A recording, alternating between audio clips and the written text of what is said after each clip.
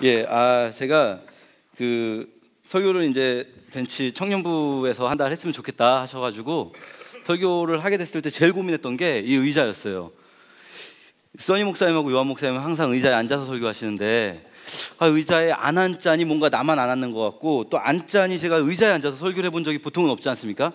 그래서 오늘 아침까지 고민했는데 앉기로 했어요. 왜냐면 제가 아침에 딱 보니까 찬양 인도가 지난주까지 태훈 형제님이었는데 오늘 용건 형제님으로 바뀌신 거예요.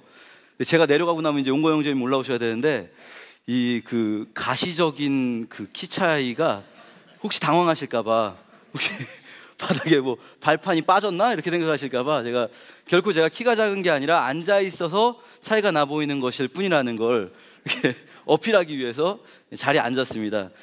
키가 작던 크던 앉아 있으니까 모르시겠죠? 그 4월이잖아요. 다음 주가 점점 내려가네요. 4월이잖아요.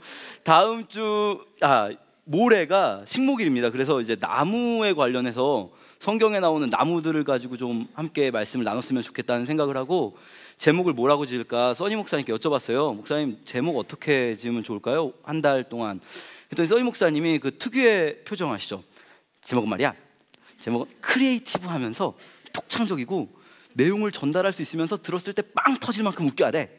그러면서 집에 가서 생각해보면 눈물이 찔끔 날 만큼 감동적인 제목 이러시는 거예요. 그래서 제가 정말 제목 때문에 너무 고민을 했습니다. 나무 이야기, 뭐 나무의 노래를 들어라, 뭐 나무 심는 4월, 하여튼 나무에 관련된 걸 막 다 검색해봤어요. 인터넷에 나무 연관 검색어까지 찾아보니까 나무아미 타블 이것도 나오더라고요. 그래서 도저히 알 수가 없다. 그래서 써니 목사님께 지난주에 급하게 다시 여쭤봤어요. 목요일까지 제가 이걸 드려야 되는데 목요일날 목사님 제목을 어떻게 해야 될까요? 그러니까 써니 목사님이 나무 이야기로 하면 좋겠다 이러시는 거예요. 그래서 제가 깨달았습니다. 직장 상사들은 다 똑같구나. 자기도 별 생각 없으면서 하여튼 요구하는 건 하여튼 목사님 지금 보리떡에 계실 텐데 안 들으시겠죠 이거? 그래서 저희가 어쨌든 나무 이야기라는 제목으로 한 달 동안 말씀을 좀 나눠보게 됐습니다. 저는 이제 사역을 계속 청년부에서만 전 사역지 그 전 사역지에서도 계속 청년 사역만 하고 있는데요. 이 청년 사역을 하다 보니까 이런 분들이 좀 있습니다. 종종 찾아오셔서 전도사님 저희 아이가 원래 학생 때는 교회 열심히 다녔었는데 얘가 요즘에 좀 교회를 안 나가요. 전도사님이 한번 만나주세요. 이렇게 말씀하시는 분들이 있어요. 저는 굉장히 감사합니다. 언제든 저에게 그렇게 말씀해 주시면 너무 좋습니다. 특히 전화번호만 주지 마시고 기왕이면 약속을 좀 잡아주시면 정말 만날 수가 있거든요. 보통 이렇게 밥 먹으면서 같이 대화하면 아무리 교회 싫어하는 친구들도 분위기가 그렇게 나쁘지 않습니다. 생각보다 또 제가 어려 보이지만 웬만한 청년들보다 나이가 당연히 많고 그리고 또 처음 보는데 그렇게 예의 없게 굴 수가 없잖아요. 그래서 보통은 분위기가 좋은 가운데 밥을 먹는데요. 분위기가 특별히 좋은 날은 이 친구들이 자기가 굉장히 솔직한 이야기를 합니다. 왜 교회에 안 나가게 됐는지, 뭔가 문제가 있었으니까 그 문제에 대해서 솔직하게 이야기해 줄 때가 있습니다. 어떤 친구가 이런 이야기를 하더라고요. 자기가 원래는 교회 굉장히 열심히 나갔었는데 근데 설교 한 번 듣고 그 설교 한 번 때문에 시험 들어가지고 교회 안 나간다고. 자기가 여전히 자기는 예수님을 믿는데 예수님 사랑한다고 생각하는데 성경에서 말하는 하나님은 자기가 생각하는 하나님하고 좀 다른 것 같다고. 그래서 교회를 안 다닌대요. 그 친구가 이야기했던 그 설교 본문이 바로 오늘 우리가 함께 나눌 본문이거든요. 같이 한번 본문 읽어보도록 하겠습니다. 요한복음 15장 1절 2절 그리고 6절 3절만 같이 읽어보겠습니다. 요한복음 15장 1절 2절 6절입니다. 같이 읽겠습니다. 시작. 나는 참 포도나무요 내 아버지는 정원사이시다. 내 안에서 열매 맺지 못하는 가지마다 아버지께서 잘라내시고 열매 맺는 가지는 더 많은 열매를 맺게 하려고 깨끗하게 다듬으신다. 6절. 누구든지 내 안에 있지 않으면 그 사람은 꺾여서 말라버리는 가지와 같다. 사람들이 그 마른 가지를 주워다 불에 던져 태워버릴 것이다. 아멘. 이 말씀을 그 친구가 어떻게 설교를 들었는지 설명해 주는데요. 이런 거죠. 2절을 잘 보시면 내 안에 있는데도 불구하고 열매를 맺는 가지와 열매를 맺지 못하는 가지가 있다는 겁니다. 그러면서 이제 열매가 무엇이겠느냐? 그리스도인이 맺을 열매가 뭐겠느냐? 그리스도인이라면 자기가 복음을 들었으니 이제 복음을 전해서 전도의 열매, 뭐 첫째 무슨 열매, 둘째 무슨 열매, 셋째 무슨 열매, 이런 식의 설교였던 것 같습니다. 정확히 다 기억은 못 하겠는데 전도의 열매, 뭐 헌신의 열매, 뭐 이런 식이었어요. 그러니까 열매를 맺지 못하는 가지는 그리스도 안에 있더라도 잘라버린다는 겁니다. 이 말을 바꿔 말하면 어떤 사람이 분명히 예수를 믿는데도 불구하고 그 사람이 전도를 하지 못했다면, 그 사람이 헌신하지 않는다면, 뭔가 특별히 그 사람의 삶에서 열매가 나타나지 않는다면 그 사람을 잘라버린다는 거죠. 그래서 심지어 6절에는 그 잘라서 불에 태워버린다고 합니다. 이 친구가 자기는 교회를 다녔고 나름 열심히 했고 예수님을 사랑한다고 생각을 하는데 살면서 어쩌다 보니 용기가 없어서 뭐 혹은 믿음이 부족해서 한 번도 전도를 못했답니다.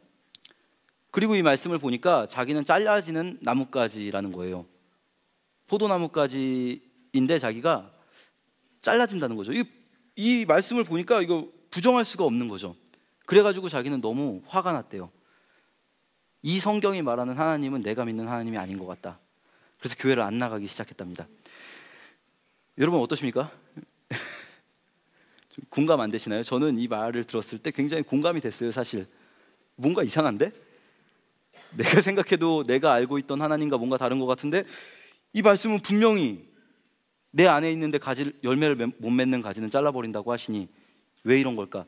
그래서 제가 이거를 곰곰이 고민했습니다. 그 친구를 만나고 온 이후에 두 가지 문제점을 찾아냈습니다. 첫 번째 문제점은요, 이 본문에 열매가 뭔지가 나오지 않는다는 겁니다. 열매라는 게 뭘까요? 뭔지 나오지 않으니까 아무거나 갖다 붙여도 말이 되는 것 같습니다. 전도의 열매, 헌신의 열매, 충성의 열매, 봉사의 열매, 헌금, 여러 가지가 다 열매가 될 수도 있겠죠.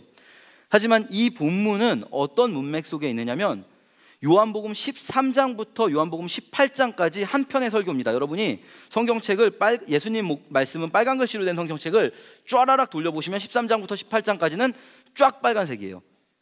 한 편의 설교. 예수님께서 십자가를 지시기 전날 밤에 우리가 잘 알고 있는 세족식과 최후의 만찬이 있었던 그 밤에 하신 설교예요. 13장 31절에서 도마가 나갑니다. 예수님을 파는 도마가 예수님을 팔러 나가죠. 그러고 나서 예수님의 설교가 시작됩니다. 그 설교는 이렇게 시작합니다. 보여주시겠어요? 34절과 35절을 같이 한번 읽어보겠습니다. 시작. 내가 너희에게 새 계명을 준다. 서로 사랑하여라. 내가 너희를 사랑한 것 같이 너희도 서로 사랑하여라. 너희가 서로 사랑하면 모든 사람이 너희가 내 제자인 줄 알 것이다. 이렇게 시작해서요 18장까지 이어질 때 이 말씀 너희가 서로 사랑해라 라는 말씀이 4-5번 정도 반복됩니다. 예수님이 이제는 다음날 아침이면 새벽에 잡혀가시고 그 다음날 십자가 지시고 죽으시고 부활하셔서 승천하시면 제자들과 함께하지 못하시는데 제자들과 마지막 고별 설교를 하시는 겁니다. 그때 예수님께서 제자들에게 하시는 말씀은 너희가 서로 사랑해라 이거였습니다. 너희가 서로 사랑해서 사람들이 너희를 보고 너희가 내 제자인 줄 알도록 해라. 오늘 우리가 보았던 15장에서도요 8절에 보면 너희가 열매를 많이 맺어서 사람들이 너희를 보고 내 제자인 줄 알게 해라 이렇게 나옵니다. 이 포도나무 비유의 마지막은 16절, 17절이 포도나무 비유를 정리하는 단락인데요 16절과 17절을 제가 읽어드리겠습니다. 너희가 나를 택한 것이 아니라 내가 너희를 택하여 세웠다. 그것은 너희가 가서 열매를 맺고 너희 열매가 항상 있게 하기 위해서다. 내 계명은 이것이다. 서로 사랑해라. 열매가 뭘까요? 그리스도인이 맺어야 할 열매가 무엇입니까? 예수님이 지금 하시는 말씀은 예수님의 유언과도 같은 말씀입니다. 마지막으로 제자들에게 주시는 말씀이죠. 부모님이 보통 자녀들을 모아놓고 아들, 딸들 모아놓고 유언을 하실 때 보통 어떤 말씀 하시나요? 그러지 않습니까? 드라마 같은 데 보면 너희들 형제간에 우애 있게 살아라. 형제간에 사랑하면서 살아야 된다. 살다 보면 힘든 일 있겠지만 니네끼리 사랑해야 되지 않겠냐.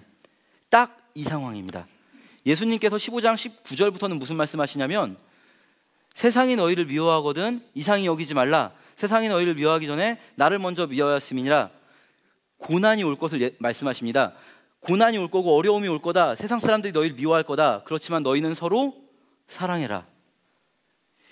안 믿는 사람들도요, 교회 안 다니시는 분들도 예수 그리스도의 가르침의 핵심이 뭐냐고 물어보면 다 똑같이 대답합니다. 사랑입니다. 그리스도인이 맺어야 할 열매는 뭘까요? 사랑입니다. 여기에 다른 것이 들어설 자리가 없습니다. 사도 바울이 갈라디아서에서 똑같은 말씀을 하십니다.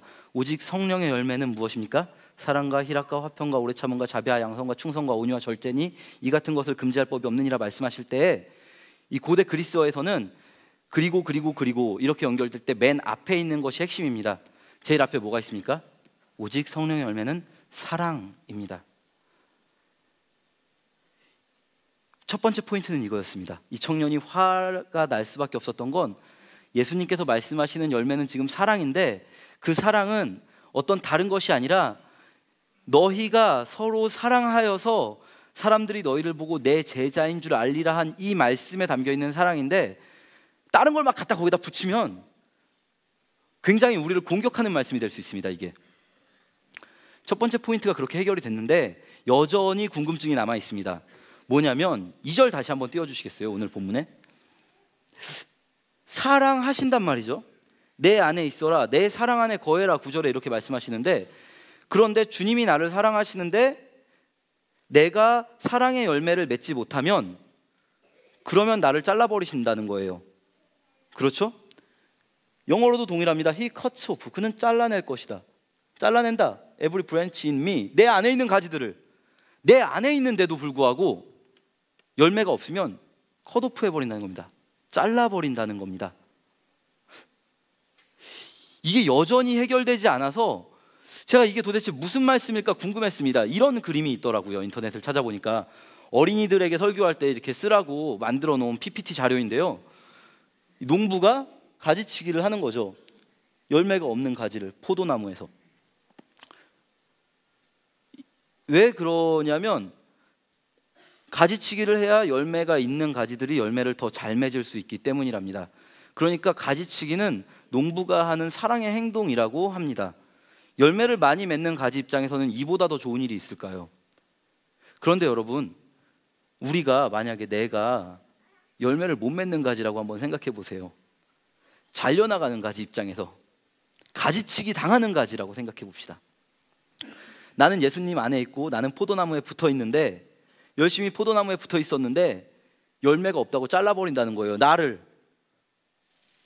그리고는 불에 태워버리겠다는 겁니다. 이거 좀 너무하지 않습니까? 이게 무슨 사랑입니까? 무슨 사랑이 이렇습니까?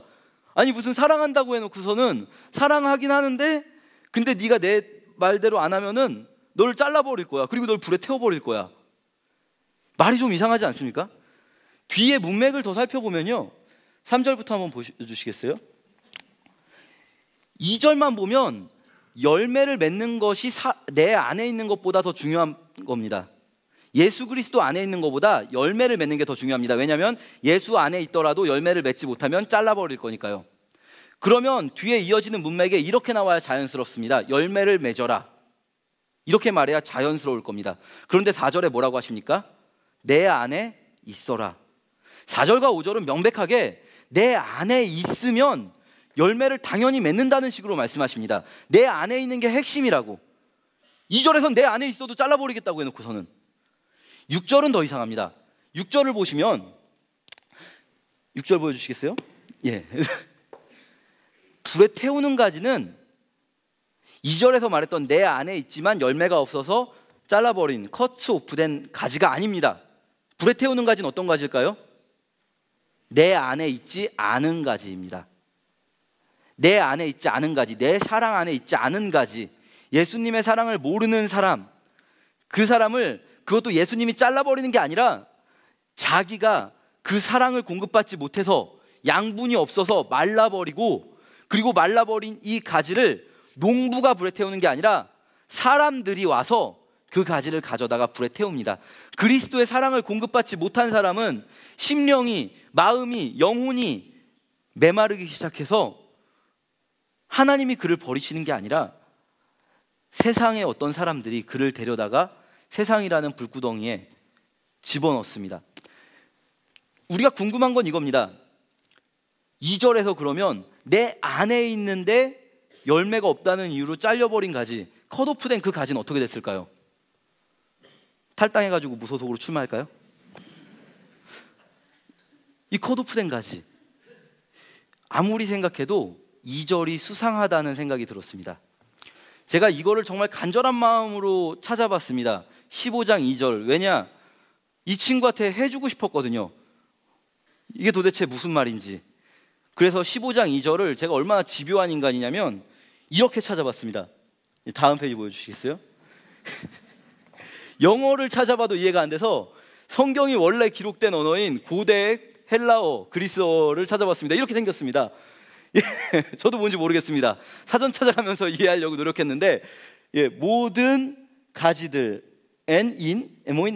내 안에 있는 모든 가지들, 페론, 낳지 않는, 열매를 맺지 않는 모든 가지들은 아이레이 아우트, 그가 그것을 자른다. 여기서 핵심적으로 제가 의심하고 있는 단어는 뭐냐면 잘라버린다는 단어입니다. 저 아이레이 끝에서 두 번째 있는 단어, 뒤에 있는 A는 3인칭 단수형입니다. 그러니까 영어에서도 3인칭 단수면 동사 뒤에 S 붙이지 않습니까? 그것처럼 원래는 아이로라는 단어에 아이레이 3인칭 단수 형태를 쓴 건데요, 저 단어가 무슨 뜻일지 제가 찾아보려고 제 집에 있는 책 중에서 이 그리스어 책을 찾았습니다. 제가 해석하는 단어의 뜻에 대해서 불만이 있으신 분은 저한테 말씀하지 마시고, 이걸 쓰신 분이 마침 가까운 데 사시네요. 이게 지족동에 있는 침례신학대학교에서 가르치시는 장동수 교수님이란 분이 쓴 책인데요, 그분한테 가서 따지시면 될 것 같아요. 이 신학성서 헬라어 문법 왜 이렇게 썼냐고. 요 뒤에 보면 단어 뜻이 나오는데요, 단어 사전 찾아봤습니다. 아이로 맨 위에 있습니다. 뭐라고 나와 있습니까? 들어 올리다라는 뜻입니다. 들어 올리다, 가지고 가다, 취하다. 핵심적인 뜻은 들어 올리다라는 뜻입니다. 이 아이로, 아이레이라는 동사가 언제 쓰이냐면 성경에서 예수님께서 십자가를 지셨다 할 때, 십자가를 지고 간다 할 때, 십자가를 들어 올릴 때 아이로가 쓰입니다. 손을 들고 기도하라 할 때 손을 들다 아이로가 쓰입니다. 목소리를 높여 찬양하다 할 때 아이로가 쓰이고요, 세상 죄를 지고 가는 하나님의 어린 양이 할 때, 세상 죄를 들고 갈 때 아이로가 쓰입니다. 들어 올린다라는 뜻인 겁니다. 그래서 제가 굉장히 고민했습니다. 이게 무슨 말일까? 바꿔보면 이렇게 되는데요, 내 안에 있으면서 열매를 맺지 못하는 가지들은 그가 들어 올릴 것이다. 들어 올린다. 이게 도대체 무슨 뜻일까? 잘라버린다는 게 아니라 들어 올린다는 것으로 해석한 책은 없을까? 해서 제가 저희 학교 도서관에 있는 정말 수많은 책들의 요한복음 15장 2절 해설서를 다 뒤져봤습니다. 대부분은 다 잘라낸다로 해석되어 있는데요, 한 권 찾았습니다. 놀라운 책인데요, 찰스 스윈돌의 신약 인사이트 시리즈 중 요한복음 편. 이 책이 얼마나 대단하냐면 이동원 목사님께서 이렇게 서평을 썼습니다. 설교자들은 옷을 팔아서라도 이 시리즈를 비치하고 모든 성경 연구자는 새로운 재산 목록으로 이 시리즈를 추가하십시오. 제가 이동원 목사님 존경합니다, 참. 그래서 제가 이 책을 사지 않고 그냥 빌렸습니다. 저는 내일 반납하고 다시는 볼 일이 없을 것 같은데 이 찰스 스윈돌이란 분이 이렇게 말하더라고요. 여기서 이 아이레이는 들어 올리다, 그리고 또는 소수 일부 해석에서는 제하여 버리다는 해석도 가능은 하다. 그런데 본인은 들어 올리다라는 해석이 더 적합하다고 판단된다. 왜냐하면 아까 저희가 나누었던 그 이야기입니다. 뒤에 문맥과 자연스럽게 어울리지 않는다는 겁니다. 특히 6절에서 불에 태워버리는 심판의 메시지가 이미 포도나무에 붙어있지 않는 가지에게, 내 안에 있지 않은 가지를 불에 태워버린다고 했는데, 내 안에 있으면서도 열매 못 맺는다고 또 심판한다는 건 문맥상 자연스럽지 않다. 들어 올린다. 그러면 들어 올린다는 말은 도대체 어떻게 해석돼야 되는가? 여기서 우리가 포도나무에 대해서 좀 배워볼 필요가 있습니다. 포도나무는 사전에서 보시면 포도과의 낙엽, 화렵, 덩굴성 식물입니다. 뭐라고요? 포도과의 낙엽, 화렵, 덩굴성 식물인데요, 여기서 핵심적인 단어는 뭐냐? 덩굴성 식물입니다. 아까 저희가 봤던 그림이 있는데요, 이 그림은 틀렸습니다. 왜냐하면 덩굴성 식물은 저렇게 생기지 않았습니다. 포도나무는 어떻게 생겼냐면요, 다음 그림 이렇게 생겼습니다. 포도나무는 자기가 이렇게 굳건하게 위로 들어 올려져서 위에서 주렁주렁 열리는 나무가 아니라 덩굴처럼 타고 올라가는 나무입니다. 처음 줄기는 좀 높이 올라오는데 그 다음부터는 바닥으로 떨어집니다. 타고 올라갈 게 있으면 타고 올라가죠. 그래서 장대를 세워주고 묶어주고 줄기를 타고 올라갈 수 있는 줄을 매달아주면 열매를 맺습니다. 그런데 이건 지금 포도를 재배하는 방법이고요. 우리가 이야기하고 있는 예수님 시대는 지금으로부터 2000년 전입니다. 여러분, 2000년 전이 언제인지 감이 잘 안 오실 수 있는데 고구려 백제 신라가 있는 삼국시대가 지금으로부터 1600년, 700년 전에 시작됩니다. 2000년 전이면 그거보다도 더 전입니다. 2000년 전이면 여러분이 수십 년 전에 배웠을 마한, 진한, 변한, 동해, 옥저 이런 애들이 아직 국가도 이루지 못하고 그 부족 단위로 막 이렇게 부족 국가에서 도시 국가 넘어가는 그 단계에 살고 있는 시대입니다. 이 시대에 저런 농사법이 있었을까요? 뭐 이렇게 대를 꽂아가지고 묶어주고 이런 복잡한 포도 재배 방법이 없었다고 추측해 볼 수 있겠죠. 그러면 포도나무는 어떻게 될까요? 포도나무가 자라다가 그 가지는 바닥으로 내려갑니다. 땅을 기어다니면, 제가 포도는 그렇게 땅을 기어다니는 걸 본 적이 없는데 같은 포도과의 식물 중에 담쟁이 덩굴이 있습니다. 같은 포도과인데요, 이 포도과의 덩굴 식물들은 줄기가 바닥에 닿으면 거기서 혹시 보신 적 있을지 모르겠는데요, 작은 뿌리가 생깁니다. 이거를 흡착근, 흡착뿌리라고 부르는데 영양을 공급하기 위한 게 아니라 이 벽을 타고 올라가거나 흙을 짚고 다니기 위해서 만드는 이 뿌리입니다. 이렇게 되면 그 줄기는 땅으로 기어다니니까 열매를 맺지 못합니다.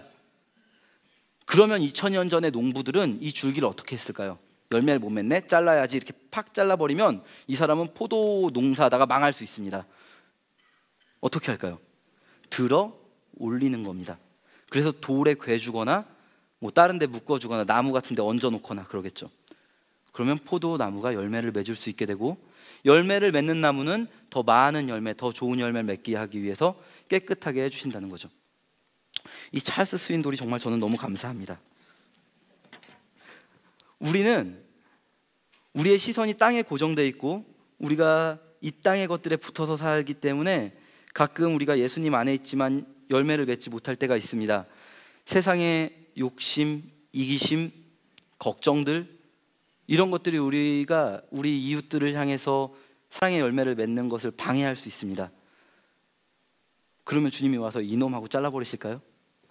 주님이 우리 눈을 들어서 하늘을 보게 하시고 우리 시선을 들어서 하나님을 보게 하시고 이웃들을 보게 하셔서 열매를 맺게 하신다.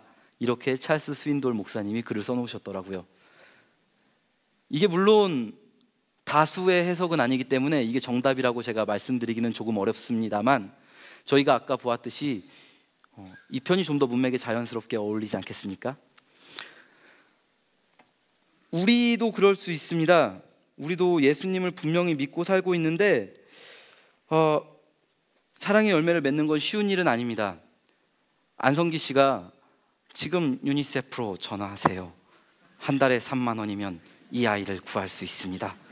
이렇게 해서 한 달에 3만 원 내면은 아프리카에 죽어가고 있는, 지금도 죽고 있을 그 아이들 수십 명을 살릴 수 있다고 그래서 유니세프에 전화하려다가도 망설여지는 건, 매달 3만 원이면 하다못해 우리의 보험이라도 들어줄 수 있을 텐데 이런 생각에 멈칫하지 않겠습니까?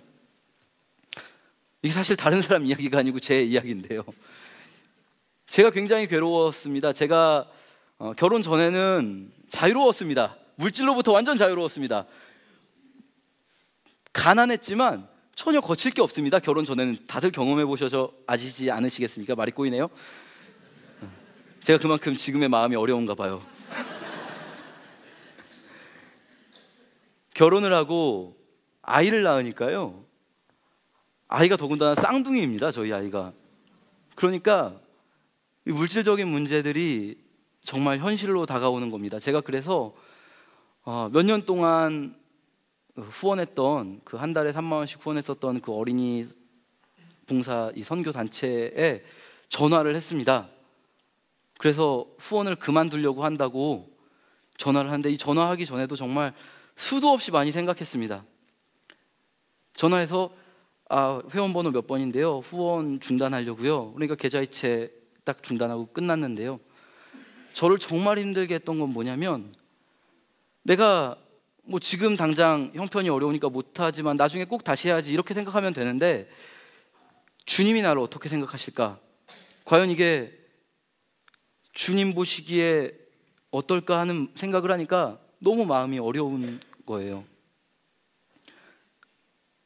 지금 이런 상황 아니겠습니까? 주님 안에 있는데 사랑의 열매를 맺지 못합니다. 우리가 땅의 것들을 바라보기 때문에, 땅의 걱정이 우리를 짓누르기 때문에. 그럴 때 주님이 저한테 와서 예의 이놈하고 잘라버리시는 것이 아니라 저를 들어 올려주시는 겁니다. 저를 들어 올려서 열매 맺을 수 있게 해주시고, 용기 주시고, 힘 주시고, 걱정을 제거해서 저를 깨끗게 해주시고, 다듬어 주시고, 욕심과 이기심을 내려놓을 수 있게 해주시고, 그래서 많은 열매를 맺게 하십니다. 이것이 포도나무 가지가 우리에게 알려주고 있는 주님의 메시지 아닐까요? 여러분, 절대 자책하지 마십시오. 다음 주부터 저희가 다른 나무들 가지고 얘기할 때는 좀 센 얘기를 할 겁니다. 여러분한테 제가 뭐 막 이것저것 해야 됩니다, 이렇게 해야 됩니다, 저렇게 해야 됩니다 말씀드릴 겁니다. 주님이 그걸 원하십니다. 주님은 우리가 거룩하게 살기 원하십니다. 주님은 우리가 사랑을 말로만 하는 것이 아니라 실천으로, 행동으로 베풀기 원하십니다. 그렇지만 중요한 건 우리가 그거 못해도 주님이 우리 안 미워하신다는 겁니다. 우리가 그거 못해도 주님이 여전히 우리를 사랑하십니다. 로마서 8장의 몇 구절을 저희 메시지 성경으로 같이 한번 읽어보겠습니다. 같이 읽겠습니다. 그 무엇이 우리와 우리를 향하신 하나님의 사랑을 갈라놓을 수 있겠습니까? 절대 있을 수 없습니다. 고생도 난관도 증오도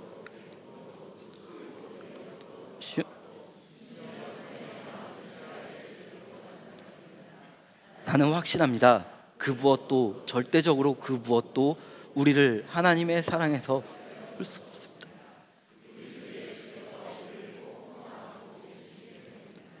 아멘. 로마서 8장은 끊을 수 없는 주님의 사랑을 말씀하십니다. 여러분 믿으십니까? 우리를 위해 자기 목숨을 내어주셨을 그분이 우리를 위해 그 무엇을 못하시겠습니까? 무엇이 우리를 그리스도의 사랑에서 끊을 수 있겠습니까? 아무것도 그렇게 할 수 없습니다. 우리가 우리 자신의 행동이 부족함을 깨닫는 건 좋은 일입니다. 그러나 자책하는 것은 좋지 않습니다. 혹시라도 나는 잘하고 있어, 나는 사랑의 열매도 잘 맺고 있고 나는 훌륭한 가지야라고 생각하시는 분이 있다면 오히려 위험합니다. 주의하십시오. 이런 사람들은 하나님의 사랑을 무기 삼아서 다른 사람들을 공격할 수 있습니다. 넌 왜 이것도 못하냐? 주님이 널 위해 어떤 일을 해주셨는데? 이런 식으로 공격할 수 있습니다. 또 이렇게 자신만만한 사람들은 하나님의 용서를 핑계 삼아서 자기 죄를 포장할 수도 있습니다. 자기가 무슨 잘못을 해도 하나님이 용서해 준다고 자신만만하게 살 수 있습니다. 오히려 우리가 하나님 앞에 우리의 약함을 진실하게 고백하고, 우리가 연약합니다, 주님 제가 잘 못합니다 라고 말할 때 주님은 우리의 약함을 통해서 그분의 강함을 드러내시는 분이십니다. 우리가 약할 때 우리의 강함이 되실 것이고, 우리가 주님 오늘 하루 제가 주님 말씀대로 주님 뜻을 이루며 사는 것이 너무 어렵습니다라고 고백할 때 우리 눈을 들어서 주를 보게 하실 것입니다. 우리가 열매 맺으려고 노력해라, 너 한번 발버둥 쳐라 라고 말씀해 보지 않으시고 내 사랑 안에 거해라, 이렇게 우리에게 말씀해 주실 것입니다. 같이 함께 기도했으면 좋겠습니다. 같이 기도하실 때 먼저는 주님, 저는 연약합니다. 저는 주님의 뜻을 이루며 살기에는 너무 부족합니다. 욕심도 많고 이기적이고 걱정도 많습니다. 주님, 그렇지만 주께서 저를 사랑하신다는 사실을 믿습니다.